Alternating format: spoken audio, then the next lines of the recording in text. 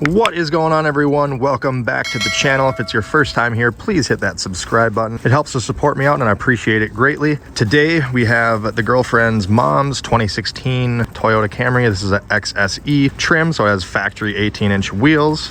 But we are in Minnesota. The car is originally from Florida and it has the stock all-season tires on it, which don't do so well in the snow. They kind of turn into a hard hockey puck when it gets cold, and they can't bite this stuff as well as a dedicated winter tire. So today we are putting on these right here.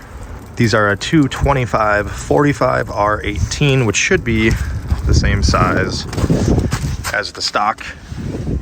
Yep.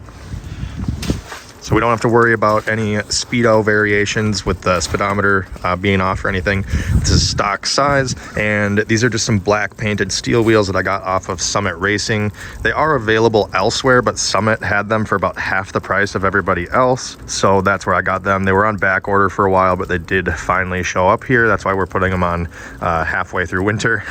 Again, these are 18-inch wheel. I believe they're 7 wide. I'll post a link down below where you can get these, and I'll try to list the specs for them, but I believe these are pretty much the same specs, are very close to these stock wheels, so we shouldn't have any fitment issues, shouldn't need any spacers, and shouldn't have any rubbing, but we will test fit here in a minute. These are Bridgestone Blizzak WS90s. As you see, mountain snowflake symbol, dedicated winter tire. They are directional, so you gotta be careful and pay attention when you're getting them mounted up, because you can't take tires on the left side of the vehicle and move them to the right side, otherwise they'll be facing the wrong direction.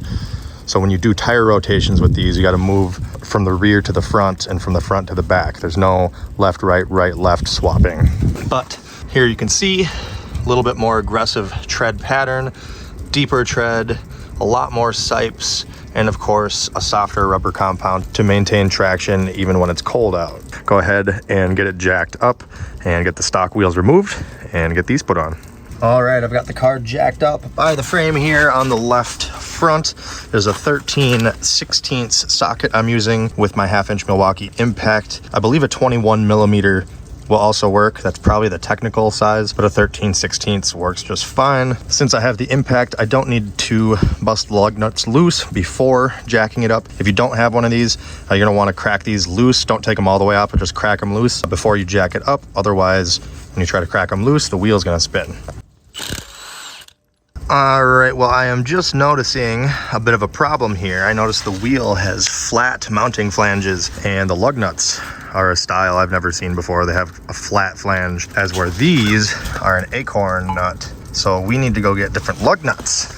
It can never be simple, but for now, let's get this pulled off and we'll go match up some lug nuts. So as you can see, not the best tread on these all seasons. They're getting pretty close down to the wear bars, not very much tread depth, and not a whole lot of sideways siping, and not made out of a soft material, so it turns hard in the cold, and it can't contour to the ground and bite as well as a dedicated snow tire. Here's a little side-by-side. You can see they're the same height, and then just kind of a tread comparison, and they look to be the same width.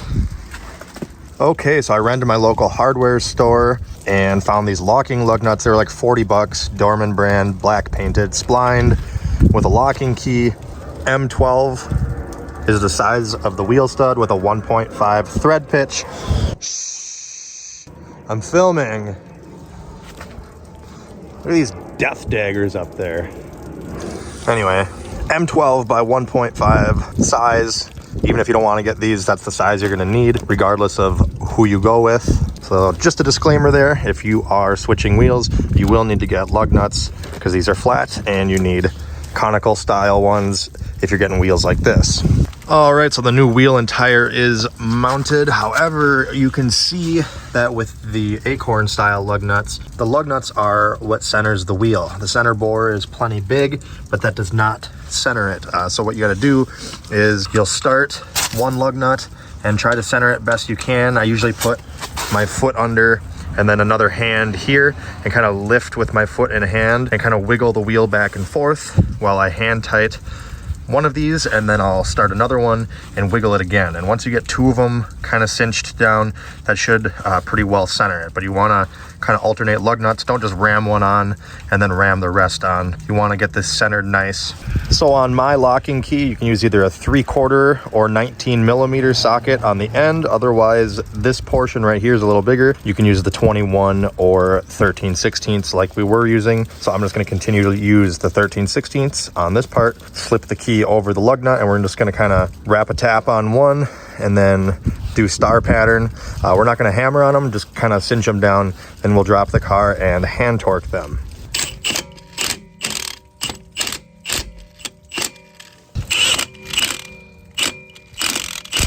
I don't know if you saw that there, but both lug nuts, when I tightened both of them, the wheel kind of shifted, and that was centering the wheel. That was what I was talking about. It's very important. So now we can go ahead and just kind of cinch the other three down.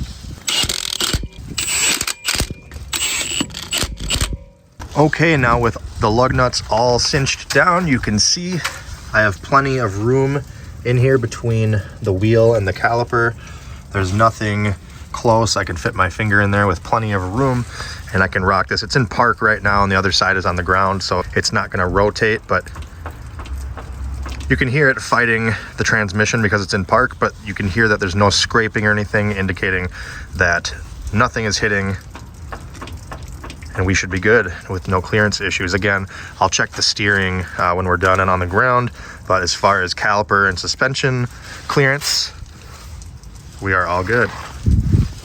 Now we're going to lower it and torque the wheels. From what I'm finding for the factory specs, it is 76 foot-pounds. However, that is with this flat face nut.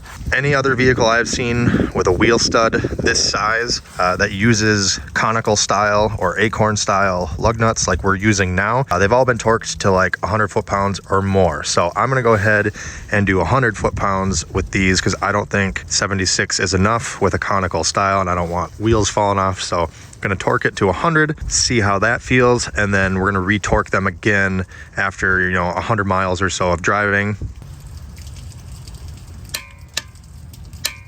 There you go. As you see, torque to 100, no problem. Gonna do star pattern and do the rest, and then do a circle all the way around after the star pattern just to make sure that we're all fully torqued. And there we go, finished product.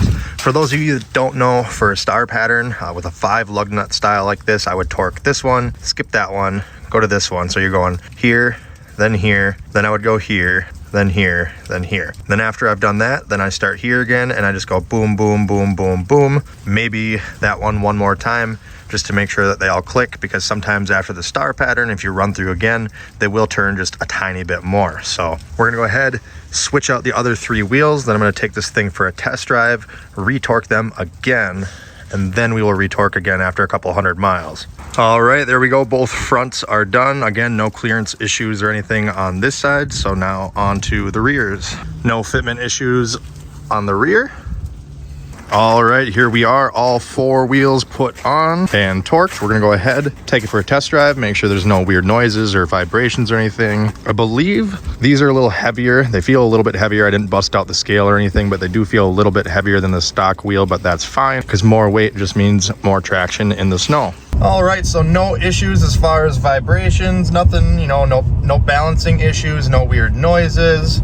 So we're not making contact with anything. I haven't had any rubbing. The only issue is we're not getting tire pressure readings here. And I kind of figured this would happen because I got the tires mounted and balanced at the shop, and then I put the wheels and tires on myself. So the sensors are gonna need to have a relearn. So we'll just swing by the tire shop and have them do that. They are the right sensors. They just need to be programmed so the vehicle recognizes them. So other than that and the lug nut issue, it's been a rather flawless tire swap so far. All right, now I'm not sure what the tire shop set these winter tires to for pressure, since the pressure sensors aren't reading on the vehicle, but per the door sticker here, and since we're using the stock size tire, they call for 33 in the front and 33 in the rear. So I will use my compressor and adjust as needed. And then we're gonna go ahead and retorque to 100 foot-pounds again on the lug nuts. See, I don't know if you saw there, but there was a little bit of movement, and I've only driven a few miles. So important to retorque right after driving, and then again after a couple 100 miles. All right, so the car calls for 33 all around, and these were all at 36 to 37, so I actually have to air them down slightly. However, I'm gonna bring them to 34 instead of the 33 because today is a warm day for us. It's like almost 40 degrees, and I believe like every 10 degrees is equivalent to 1 PSI. So on a 20-degree day, we're gonna lose 2 PSI from today. So I'm gonna go just slightly over at 34 instead of 33. All right, well, that about wraps it up, everyone. Wheels are torqued. Gonna make sure to retorque them again after a couple 100 miles. Pressures are set right. Just got to go ahead and get them reset at the tire shop so we have pressures on the dash. I will post everything I used down in the video description if you want to buy this same setup. If this video helped you out, make sure you hit that like button, comment down below with any questions, subscribe for more videos like this, and check out my other videos here on YouTube. As always, thanks for watching. Have a great day.